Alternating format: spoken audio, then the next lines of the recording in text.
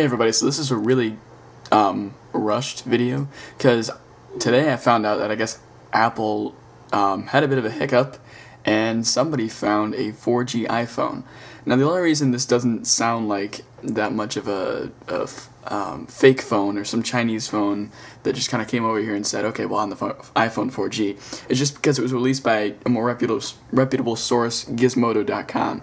And you'll notice up here I downloaded the article because there's already talk of Apple lawyers ganging up on them and telling them, you cannot do this, do not post this online. So what they're saying is that an Apple technician was probably trying out the phone in a real life situation and dropped it somewhere. And I guess they found it in the case, in some sort of case that made it look like an iPhone 3G.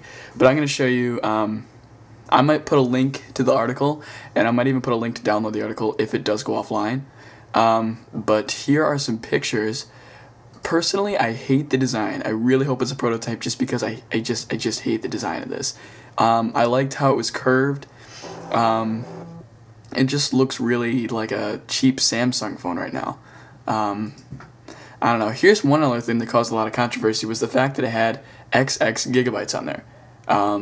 This is probably just because it is a concept model, which is good news because hopefully it's just, they're just testing out the hardware features, not the hardware design itself. Because up here you'll see, I don't know if you can see that, but there's a camera on the front of the phone, right next to the speaker, which means if you're using an app like Skype, maybe you'll be able to do like video chats and stuff. I don't know if that's just for convenience if you want to take a picture of yourself. But they also have a flash on the camera on the back here.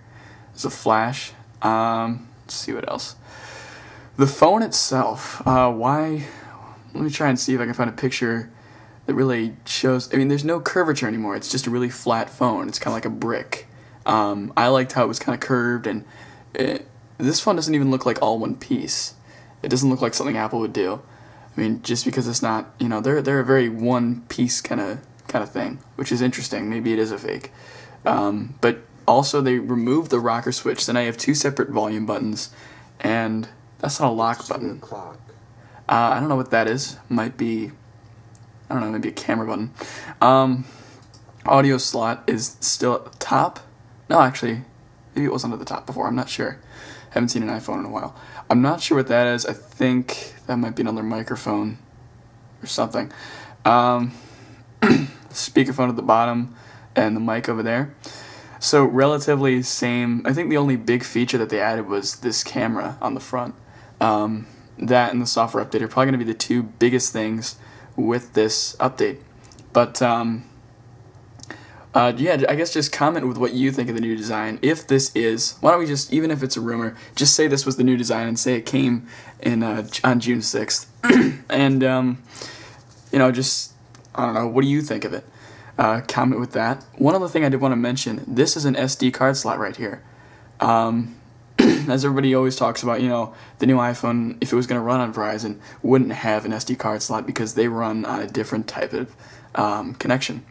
So does this mean that they're still on AT&T?